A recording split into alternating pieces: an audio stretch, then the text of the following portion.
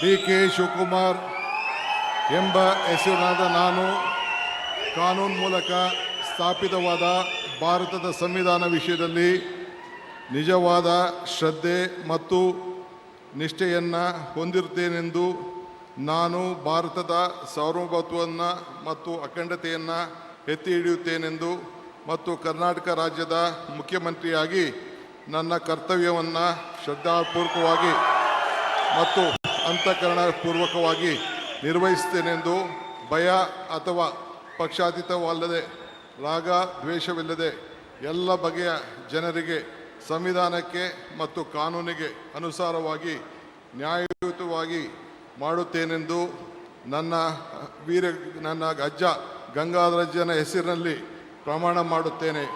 ಶ್ರದ್ಧಾಪೂರ್ವಕವಾಗಿ ಪ್ರತಿಜ್ಞೆಯನ್ನು ಮಾಡುತ್ತೇನೆ. ಮಾನ್ಯ ಮುಖ್ಯಮಂತ್ರಿಗಳು ಈಗ ಪ್ರಮಾಣ ವಚನಕ್ಕೆ ಸಹಿ ಮಾಡಲಿದ್ದಾರೆ.